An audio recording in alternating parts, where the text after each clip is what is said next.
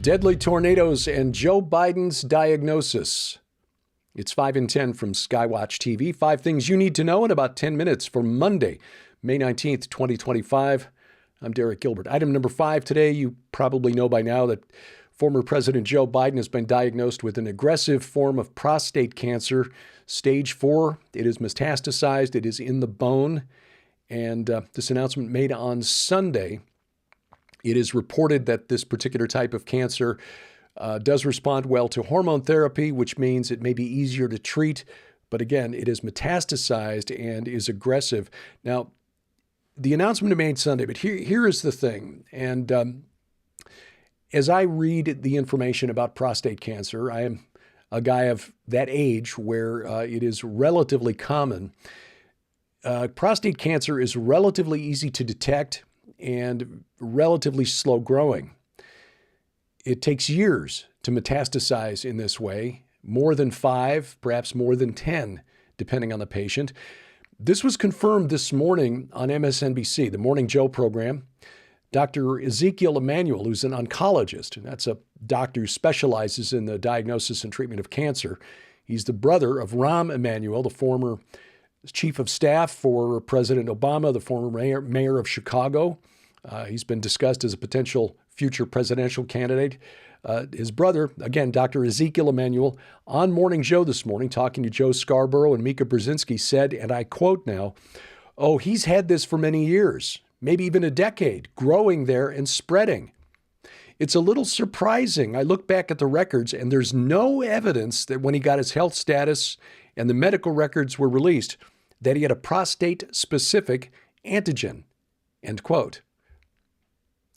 No evidence in Joe Biden's medical records from his time as president. Now, there are 3 possibilities as I see this. Number 1, the White House medical team, looking after the President of the United States, state-of-the-art medicine, perhaps the best medical care in the entire world, failed to detect Joe Biden's prostate cancer, which, according to Dr. Emanuel, Biden must have had when he took office back in 2021. Number 2, Biden's staff and family knew about the cancer, but they withheld this information and, in fact, made sure that the information did not make it into Biden's released medical records. Or number 3, Joe Biden doesn't really have cancer. Now, which of those 3 is most likely? I'd say probably item number 2, that Biden's family and his staff knew about this, but withheld that information from the world and the American public. Why? Well, I leave that to you to make your best guess. I would also point out the timing of the announcement. The book that I've been telling you about for the last couple of weeks, Original Sin, authored by CNN host Jake Tapper and Alex Thompson of Axios, left-wing news site online, which documents through interviews with a couple of hundred White House staff members, Democrat insiders, how they conspired to conceal Joe Biden's physical and cognitive decline from the press and from the world. This drops tomorrow. The book releases tomorrow, but now the conversation about Joe Biden has changed. I hate to be this skeptical, this cynical about the news media here in the United States, but after what we've seen since 2015, there's not much that comes from the corporate media that I take at face value anymore. And the other aspect of this, because the conversation has shifted, we forget about asking the very important question. Now that the media is finally admitting, hey, Joe Biden really wasn't up to the job while he was in the White House, well, then who was making the decisions? Because it certainly wasn't Joe Biden. Item number 4 today, tornadoes. At least 27 people were killed Friday night into Saturday after catastrophic storm systems that blew up in eastern Missouri tracked across Kentucky and into Virginia. St. Louis got hit. A huge EF3 tornado touched down in Clayton, Missouri. That's the county seat for St. Louis County, right in the middle of St. Louis County, and then tracked across the area of Forest Park through North St. Louis, crossed the Mississippi River, into Granite City, Illinois. Damaged buildings, the structures there finally ended up in Edwardsville, Illinois. In fact, very close to the campus of Southern Illinois University at Edwardsville. In St. Louis City, some 5,000 buildings damaged. Mayor of St. Louis estimates the damage at about $1 billion. In Kentucky, 19 people reported dead, most in the towns of Somerset and London. Kentucky's been very hard hit by tornadoes this spring. Massive wedge tornado overnight Sunday into Monday, estimated at an EF5. A tornado that some say may have been as wide as 2 miles in diameter. That touched down near Plevna, Kansas overnight. That's the worst time for something like this. In the middle of the night, you're asleep, half awake, you maybe don't hear the alarm go off, and suddenly you've got a massive tornado bearing down on you. Thankfully, no injuries reported from that tornado, but as you're seeing this on Monday afternoon, more storms capable of producing tornadoes expected in far northern Texas, much of central and eastern Oklahoma, southeast Kansas, and here in the Ozarks. Item number 3, terrorism in Palm Springs. Saturday morning at 11 a.m. California time, there was an explosion at the American Reproductive Center's fertility clinic in Palm Springs. One person was killed, 4 were injured. Mar Abdallah, the name of the doctor who runs the clinic, said that the eggs and the equipment in the clinic itself were secure and unharmed, undamaged. The case quickly turned over to the FBI, which said Saturday evening that it was purposeful, in other words, deliberate terrorism. They didn't release a motive, and this is possibly because they weren't ready, but possibly because the motive really, you've got to look at the unseen realm for a motive on something like this. Now, some of the local reporting from California, I have learned, focused on the fact that Palm Springs is a community with a high percentage of people in the LGBTQ community, and that perhaps the bomber was somebody who was upset at the clinic, which might provide in vitro fertilization for LGBTQ couples that are looking for a surrogate. Turns out that's not the case, but that was the first place the media in Los Angeles went. The suspect was a 25-year-old man named Guy Edward Bartkus of 29 Palms, California, who left a rambling message, almost a manifesto about why he did this. He calls himself a pro-mortalist, who believes that sentient life on Earth is a curse that needs to be destroyed. He said in an audio message, quote, basically, it just comes down to I'm angry that I exist and that, nobody got my consent to bring me here, end quote. And so a clinic that was helping couples to create life became his target. It appears that Bartkus was the only victim of his car bomb. Item number 2 today, Israel. Newly uncovered documents from Hamas confirm a longtime theory about the origin for the October 7th, 2023 attacks. They were trying to prevent, this published by the Wall Street Journal, they were trying to prevent a peace agreement between Israel and Saudi Arabia.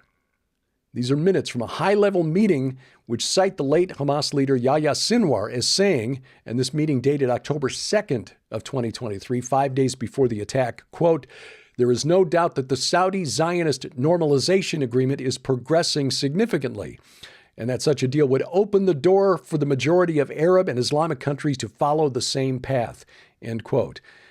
In other words, Sinwar and other violent Palestinian Arabs were afraid that if Israel made peace with the Saudis, giving political cover for other Arab nations to do the same, they would be pushed to the side, and even worse, funding would be cut so they wouldn't be able to afford to make weapons to kill Jews. That's what it comes down to. By the way, Israel, within the last 48 hours, has launched a full-scale operation in Gaza called Gideon's Chariots. This operation reportedly set to last a year. The goal is the ultimate and complete destruction of Hamas. And Hamas has confirmed now that it's back at the negotiating table in Doha, Qatar, with reduced demands to end the war. Sadly, in that part of the world, force is the only language that is clearly understood. Coming up, renting an Airbnb can be an adventure. I will explain next on 5 and 10. Well, ladies and gentlemen, you can support the ministry of Skywatch TV and our continued efforts to share the gospel of Jesus Christ throughout the four corners of the world and receive your very own copy of this urgent new work when you order the Curtis Liebel Four Horsemen special offer.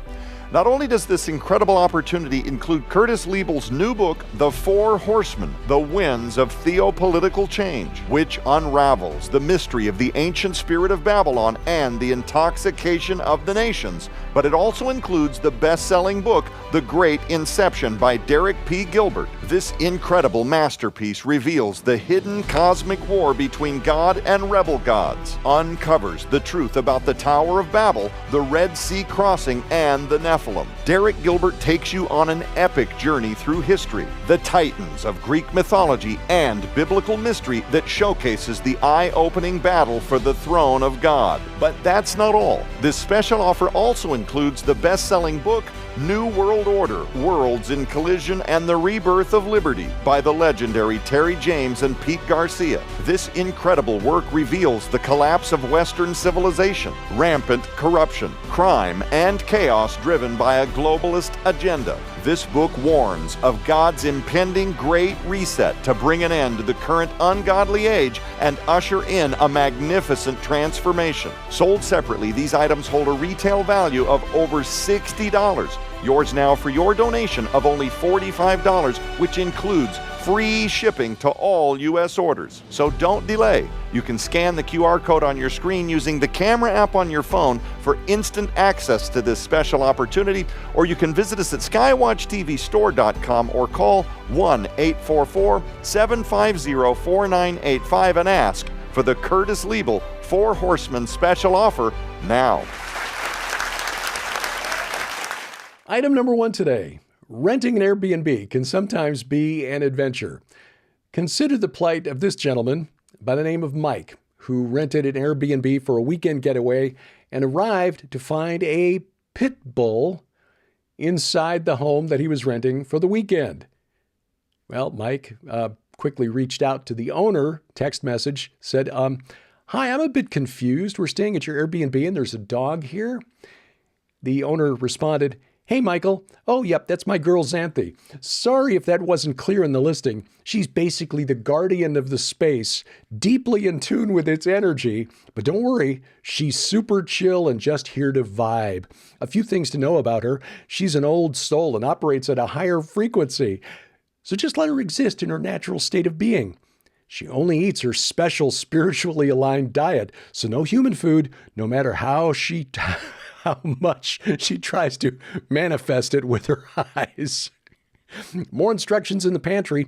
If you feel called to, you can let her out into the garden. She loves to absorb the earth's vibrations. Just make sure the gate is shut so her spiritual pilgrimage doesn't take her beyond the property. Her water bowl is in the crystal room. If it ever needs refilling, only fresh, filtered water, as tap disrupts her chakra balances.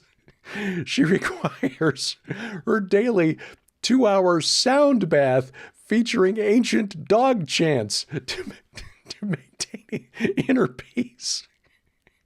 If you happen to be around, feel free to hum along. It strengthens the connection. If she stares at you deeply, don't be alarmed. She's likely assessing your past lives.